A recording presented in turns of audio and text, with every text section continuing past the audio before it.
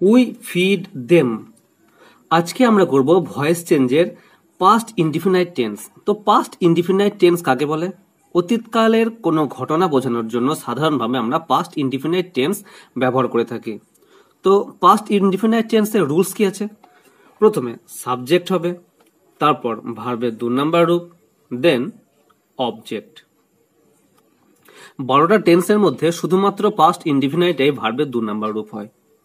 তো এখানেও সে আমরা তাই দেখবো, উই সাবজেক্ট, ফিড ভার্বের এখানে ভার্বের 2 নাম্বার রূপে আছে, আর দেম এটা হচ্ছে অবজেক্ট। তো কিভাবে এই ভয়েস চেঞ্জটা করা হবে? তোমরা নিয়মিত যারা আমার ভিডিওগুলো দেখছো তারা বুঝতে পারছো যে এক একটা টেন্স করে আমি এক একটা ভিডিও তৈরি করছি এবং তোমাদের বোঝার সুবিধার জন্য আমি আলাদা আলাদা ভিডিও দিচ্ছি। তো প্রথমে আমি অ্যাসার্টিভ সেন্টেন্সের যে 7 থেকে 8টা নিয়ম আছে প্রত্যেকটা আলাদা আলাদা ভিডিও আকারে প্রকাশ করব এবং প্লে লিস্টে আমি এটা রেখে দেবো। তো বেশি কথা না বাড়ি এবার মূল জায়গায় আসি। কি আছে? We feed them, subject, verb, object. ভার্বে কত? 2 নাম্বার রূপ। দেম, দেমের সাবজেক্ট কি না? দে। দে, দে প্লুরাল নাম্বার, তাহলে কি হবে? ওয়্যার। তো এখানে একটা কথা বলে রাখি, কখন ওয়াজ হয় কখন ওয়্যার হয়। সিঙ্গুলার নাম্বারে ওয়াজ আর প্লুরাল নাম্বারে ওয়্যার। এখানে যেহেতু দে প্লুরাল নাম্বার তাই অবশ্যই এখানে ওয়্যার হবে। দে ওয়্যার ফিড, ফিডের থার্ড ফর্মও ফিড, ফিড বাই আস। দ্বিতীয়টা কি আছে? The teacher scolded the student. তো শিক্ষক মহাশয় ছাত্রটাকে বকাবকি করেছিল। অবজেক্ট কে? দ্য স্টুডেন্ট, সাবজেক্ট রূপে সামনে আসবে। দ্য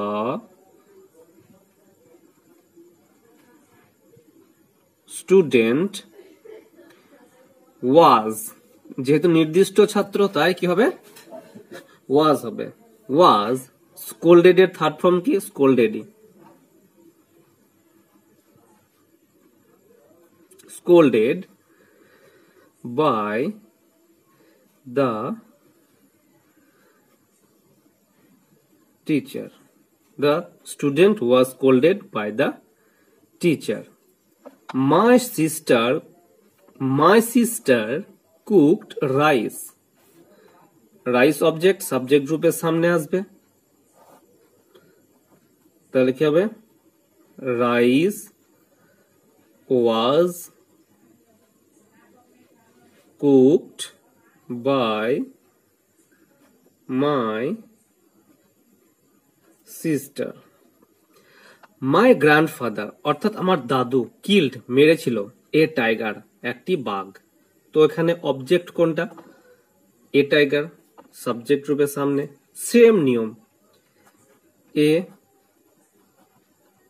টাইগার ওয়াজ না ওয়্যার? অবশ্যই ওয়াজ, কারণ সিঙ্গুলার নাম্বার। কিল্ড, কিল্ডের থার্ড ফর্মও killed, KILLED, killed. A tiger was killed by my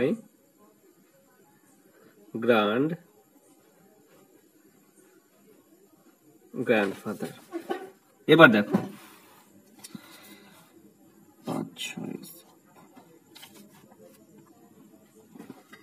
the boy threw a stone.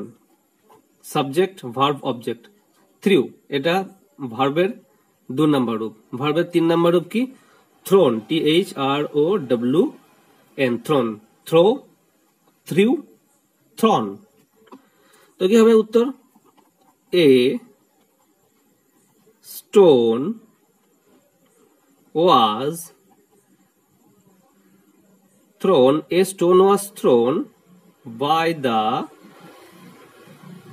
বয়।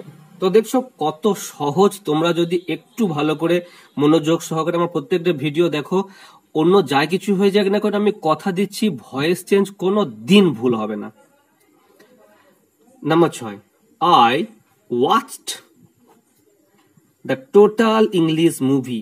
তো এই সম্পূর্ণটা কিন্তু object, the total English movie. কি হবে? The total English movie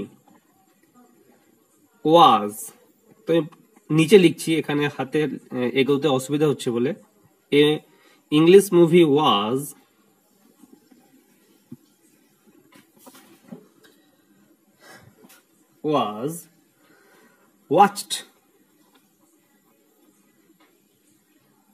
watched by, এর অবজেক্ট কি,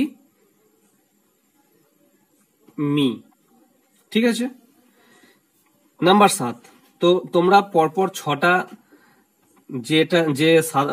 যে দেখলে, আশা করছি ছটা যদি তোমরা ঠিক মতো বুঝতে পারো, অবশ্যই 7 নাম্বারটা কিন্তু তোমরা পেরে যাবে।